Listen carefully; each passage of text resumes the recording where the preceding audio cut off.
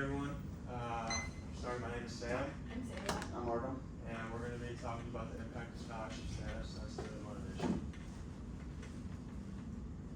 So for our agenda, we're going to go over an introduction and we're going to give you some background information and kind of explain why we chose to go over scholarships, our research question, all of our hypotheses, independent dependent variables, our survey idea and sample plan, and then we have time to ask you guys some questions at the end.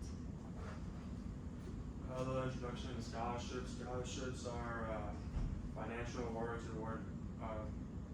provided by public and private universities to students.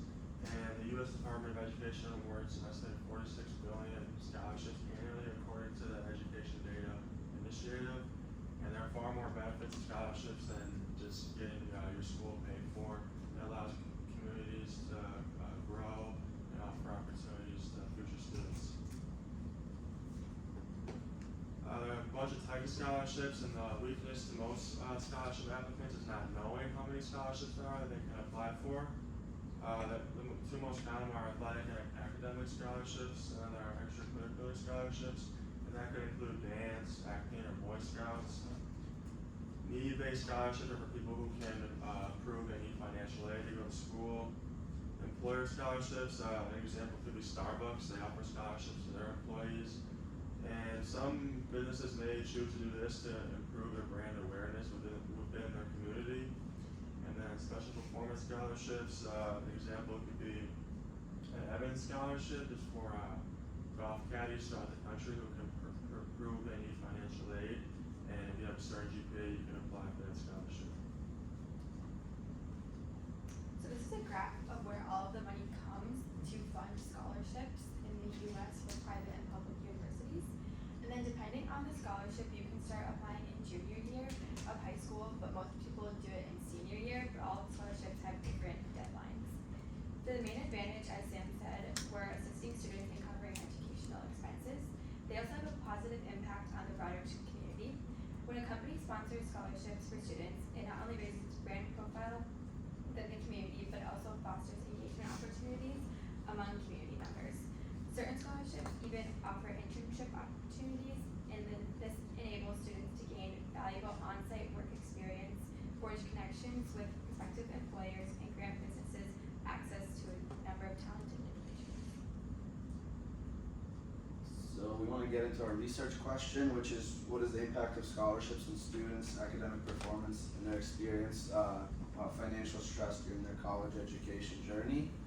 So we picked this question just because I think as students, it's a very important topic, and we want to know the correlation between those three variables that we have, which is our GPA, our financial stress, and then our scholarship percentage of our scholarship, what we're getting, and some students are not getting. So those are our three hypotheses, and we're going to jump in depth for each of them. So the first one is students who have a scholarship contingent maintaining a certain GPA are more motivated to excel academically compared to those without such requirements. So there are two studies that we focused on, and one of them showed that, for example, students with a scholarship had a 0.28 higher percent GPA than their peers without a scholarship.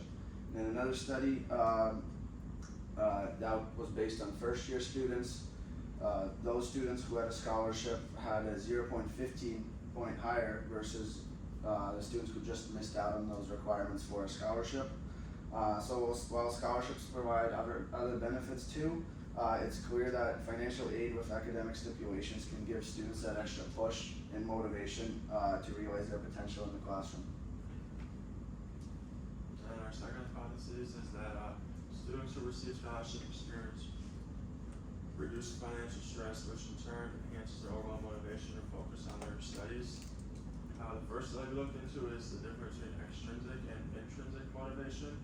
Intrinsic is external factors, rewards, or even money. So like for an athlete, intrinsic motivation would make more sense because they're rewarded for their performance in whatever sport they do. And intrinsic motivation means like it's satisfying to you or fun. And a second study, showed that athletes have intrinsic motivation, and in the study there were 70 scholarship athletes questioned, there were 46 who were not on scholarship, and the study did prove that intrinsic motivation is what motivates athletes.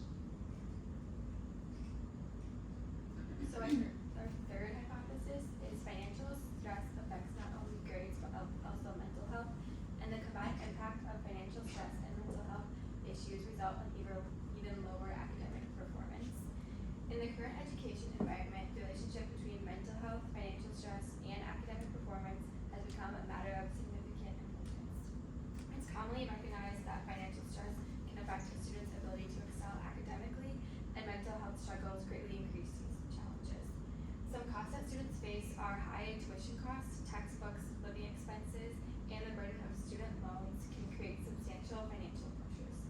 These stresses can manifest in various ways, including reduced concentration and difficulty in completing assignments, all of which can negatively impact academic performance, and all of these factors can also increase financial stress. So for our study, we have two independent variables. So number one is financial stress, and number two is the percentage of a scholarship.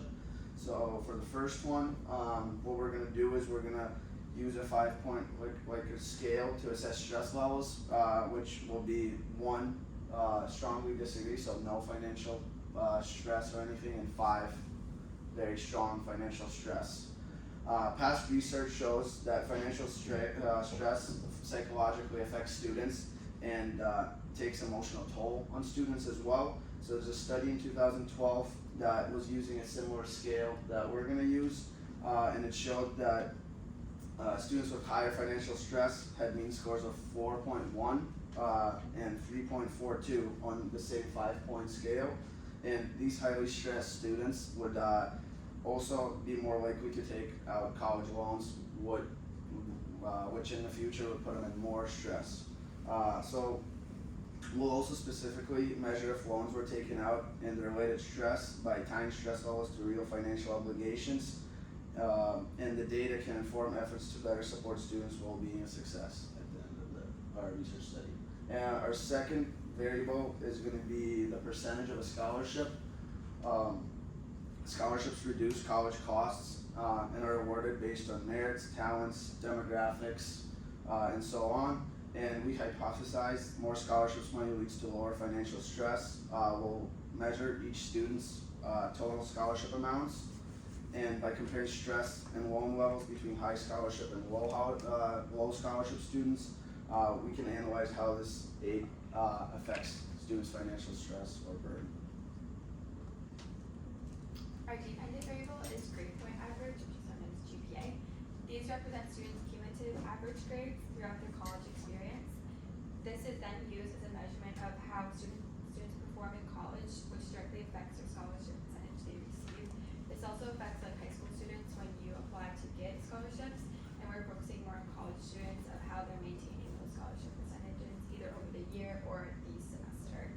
And then within the scholarship application or requirements, it says they have to maintain an average GPA each semester or year, and then we plan to measure students' GPA from high school and currently in college just to see how much they received. And then our survey idea is that students will fill out a survey about scholarships, loans, and expenses that affects their stress or even their performance in the classroom. We'll use questions like different types of questions, scales, multiple choice, and constant sum to gather the data. And the idea of this is hopefully students will realize how scholarships can help them and how many different types of scholarships they can potentially get to reduce their financial stress. So now we want to talk about our sample group. So for our survey to be valid, we're targeting 300 students, and all those students are going to be NMU students for us because we believe that NMU is giving same scholarships. So let's say if there's a student from a different university, the requirements might be different, so that's going to skew our survey. So that's why we're targeting only NMU students. And then 18 to 30 years old, demographic is just based on that right side image right here. We can see that more than 90% of student population is students from 18 to 30 years old. So that's why we're going to be targeting that demographic as well. So now we have some questions for you guys, just so we can kind of get your feedback. The first one is beyond immediate financial financially, do scholarships have long-term effects on a student's financial well-being and academic success?